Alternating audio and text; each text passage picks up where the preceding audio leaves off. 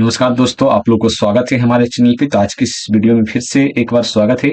बात करेंगे आज की इस वीडियो में बिहार बीटीएससी के द्वारा एक वैकेंसी जारी किया गया था कार निरीक्षक के पदों के लिए, बिहार बीटीएससी वर्क इंस्पेक्टर के पदों के लिए, जिसमें आप लोग को आवेदन करने का जो प्रोसेस है 5 दिसंबर से स्टार्ट हो चुका था और आप लोग को लास्ट डेट 5 जनवरी 2025 तक था।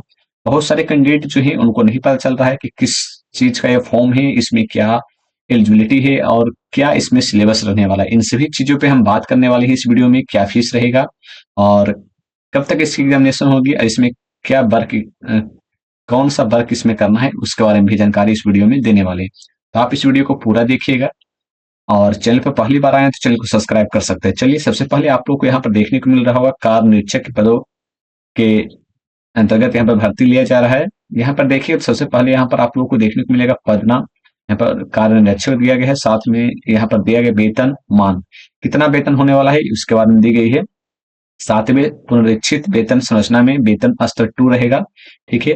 अनिवार्य शैक्षणिक योग्यता, शैक्षणिक योग्यता यहाँ पर आप लोग को बताया गया है कि मान्यता प्राप्त बोर्ड समकक्ष संस्थान से मैट्रिक पास होना चाहिए। साथ ही किसी भी मान्यता प्राप्त औद्योगिक प्रशिक्षण संस्थान से ITI, draftsman, civil surveyor, plumber trade की परीक्षा में उत्तीर्णता होनी चाहिए। ये आप लोग को जो है एलिजिबिलिटी बताया गया है। अब बात करते हैं पदों की कोटिवार विवरणी।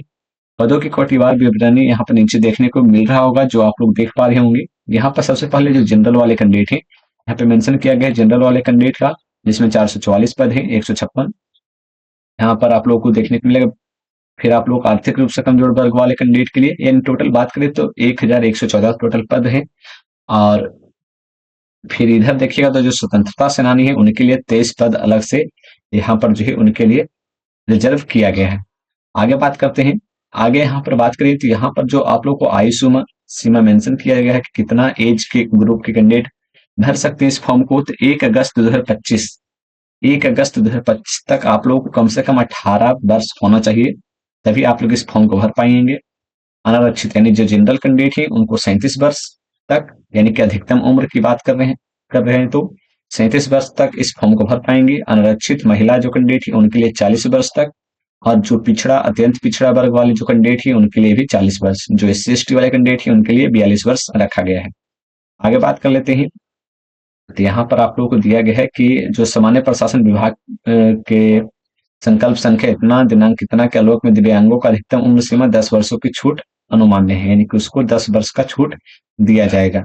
आरक्षण की बात करें तो आरक्षण का यहाँ पर दिया गया कि ऑनलाइन आवेदन के इंगित कॉलम में आरक्षण का दावा नहीं करने पर आरक्षण का लाभ नहीं मिलेगा। यानी कि अगर जब अप्लाई कीजिएगा और वहां पर आप लोग को आरक्षण का जो, अगर वहां पे जो है अपना जो जनरल से अगर फॉर्म भर दीजिएगा तो आप लोग को फिर आरक्षण नहीं मिलेगा। यही आप लोग बताया गया है कि अगर अनुसूचित जाति है, अनुसूचित जनजाति है और उम्मीदवारों को निम्नलिखित प्रमाण पत्र जमा करना होगा, जैसे कि जाति प्रमाण पत्र, अस्थायी निवास प्रमाण पत्र हो गया। और जो पिछड़ा वर्ग और अत्यंत पिछड़ा वर्ग के जो कैंडिडेट हैं उनके लिए क्रीमी लेयर रहित बिहार सरकार के द्वारा होना चाहिए परिणार्थ से स्थायी निवास प्रमाण पत्र होना चाहिए। ये भी आप लोग को मेंशन कर दिया गया है। आरक्षित कोटि यहाँ पे मेंशन कर दी गई है, जो आप लोग यहाँ पे देख सकते हैं। और यहाँ पर आप लोग बताया गया है कि जो आप लोगों को जो भी कैंडिडेट जब फॉर्म भरिएगा तो डोमिसाइल होना जरूरी है, जो ओबीसी और ईबीसी वाले कैंडिडेट है उनके लिए। यानी कि आप लोगों को यहाँ पे जो है क्रीमी लेयर रहित जो प्रमाण पत्र होते हैं वो होना जरूरी है। वो भारत सरकार वाला नहीं, बिहार सरकार के द्वारा जो इशू होता है वो होना चाहिए। इस बात को भी आप लोग ध्यान में रखिएगा, ये आप लोग को बताया गया है। बात करें आवेदन शुल्क के बारे में, तो जैसा कि यहाँ पर आप लोग को 4 नंबर में आप लोग को मेंशन किया गया है आवेदन शुल्क के बारे में कि आप लोग को 100 रुपये फीस यहाँ पे रखा गया है। आवेदन शुल्क के रूप में 100 रुपये फीस ही लिया जाएगा। जैसा कि यहाँ पर देख सकते हैं, लिखित परीक्षा, प्रतियोगिता परीक्षा, ऊपर आप लोग को मेंशन किया गया था 100 रुपये फीस। फिर नीचे आइएगा तो आप लोग को दिया गया है चयन प्रक्रिया, कि आप लोग किस प्रकार से चयन प्रक्रिया किया जाएगा, इसके बारे में मेंशन किया गया है। 5 नंबर में देखिएगा तो यहाँ पर लिखित परीक्षा के आधार पर चयन हेतु अभ्यर्थियों को मेधा सूची निम्न प्रकार तैयार की जाएगी। यानी कि लिखित परीक्षा यानी कंप्यूटर बेस्ड टेस्ट होगा, इसमें 100 अंकों का एग्जामिनेशन होने वाला है, जो आप लोग बताया गया है। लिखित प्रतियोगिता परीक्षा में सभी अभ्यर्थियों के लिए कंप्यूटर बेस्ड टेस्ट के माध्यम से लिखित प्रतियोगिता परीक्षा आयोजित करेगा।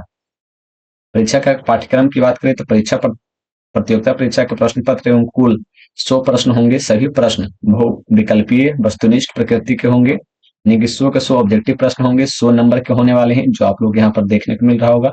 परीक्षा में आईटीआई में ड्राफ्टमैन, सिविल सर्वेयर, प्लम्बर एवं मैट्रिक दशम स्तर के तक के प्रश्न होंगे, जिसमें 20 प्रश्न ड्राफ्ट्समैन के, सिविल के, 20 प्रश्न सर्वेयर के और 20 प्रश्न प्लम्बर, 20 प्रश्न गणित के होने वाले हैं एवं 20 प्रश्न सामान्य ज्ञान से संबंधित होने वाले हैं, जैसे मैट्रिक स्तर के गणित होने वाले हैं। ठीक है, ये भी आप लोगों को बताया गया। बात कर लेते हैं प्रश्न पत्र हिंदी एवं अंग्रेजी दोनों भाषा में होने वाले हैं, ये भी आप लोगों को बताया गया। उसके बाद फिर यहाँ पर दिया गया है कि जब आप लोगों को यहाँ पे मैट्रिक दसम स्तरीय पाठ्यक्रम के आधार पर प्रश्न पूछे जाएंगे, यानी कि मैट्रिक लेवल का जो है क्वेश्चन होने वाले हैं। उक्त परीक्षा एक से अधिक पालियों में कंप्यूटर बेस्ड टेस्ट के माध्यम से आयोजित किया जाएगा, यानी कि आप लोग को सीबीटी के माध्यम से, यानी कंप्यूटर बेस्ड एग्जामिनेशन के माध्यम से एक से अधिक पालियों में जो है इसको कराया जाएगा, जिसकी वजह से यहाँ पे नॉर्मलाइजेशन भी करना होगा। परीक्षा में उत्तर के लिए नकारात्मक अंक नेगेटिव मार्किंग लागू किया जाएगा। प्रत्येक सही उत्तर के लिए एक अंक दिया जाएगा और प्रत्येक गलत उत्तर के लिए 0.25 काटा जाएगा, ये भी आप लोग बताया गया। उक्त परीक्षा के आधार पर सभी अभ्यर्थियों की समानीकरण नॉर्मलाइजेशन की प्रक्रिया अपनाते हुए स्कोर कार्ड प्रकाशित किया जाएगा। आगे यहाँ पर बताया गया क्रमिक एवं प्रशासनिक सुधार विभाग बिहार के संकल्प संकेतना के आधार पर आप लोग बताया गया है कि लिखित परीक्षा में सामान्य वर्ग के लिए 40% और पिछड़ा वर्ग के लिए 36.5%, अत्यंत पिछड़ा वर्ग के लिए 34%, अनुसूचित जाति जनजाति महिलाओं निरक्षरता ग्रस्त उम्मीदवारों के लिए 32% न्यूनतम अर्हता अंक प्राप्त करने का अनिवार्य होगा, यानी कि आप लोग कितना मार्क्स होना चाहिए तभी आप लोग इसमें जो है अन्यथा वे प्रतियोगिता से बाहर हो जाएंगे। इसके बाद फिर आप लोगों को लिखित प्रतियोगिता परीक्षा में उत्तीर्ण यानी क्वालिफाई होने के बाद अभ्यर्थियों को विज्ञापन कंडिका के वर्णित प्रावधान कोटिवार की मेधा सूची तैयार कर दस्तावेज सत्यापन डॉक्यूमेंट वेरिफिकेशन हेतु आमंत्रित किया जाएगा, यानी कि जो भी कैंडिडेट क्वालिफाई करेंगे उन सभी कैंडिडेट को यहाँ पे जो है डॉक्यूमेंट वेरिफिकेशन के लिए बुलाया जाएगा। ठीक है, इस बात को आप लोग ध्यान में रखिएगा। यहाँ पर भी आप लोग को मेंशन कर दिया गया है नोट में कि अगर आप लोगों को न्यूनतम अंक भी नहीं आता है तो आप लोग इसमें डॉक्यूमेंट वेरिफिकेशन के लिए नहीं बुलाया जाएगा। ठीक है, महत्वपूर्ण निर्देश यहाँ पर दिया गया है ऑनलाइन निवेदन प्रतियोगिता आरक्षण अंक पत्र से रिलेटेड, जिसमें आप लोगों को बताया गया जाति प्रमाण पत्र क्रीमिलेयर सहित ये सभी डॉक्यूमेंट होना चाहिए जो आप लोगों को मेंशन किया गया है। इस प्रकार से आप लोग देख सकते हैं दस्तावेज के बारे में दिया गया कौन कौन से दस्तावेज होना चाहिए, ये आप लोगों को बता दिया गया। इस फॉर्म से रिलेटेड जो भी अपडेट या फिर जो भी इसमें जो लिखा हुआ था जो आप लोगों के जानने के लिए जरूरी था, जो कैंडिडेट फॉर्म भर रहे हैं उनके लिए जरूरी था, इसलिए हमने ये बता दिया। और इससे रिलेटेड और भी कोई अगर जानकारी चाहिए तो आप लोग कमेंट बॉक्स में कमेंट कीजिए। साथ में अगर चैनल पर पहली बार आए तो चैनल को सब्सक्राइब जरूर करके जाइए। मिलते हैं नेक्स्ट वीडियो में, धन्यवाद।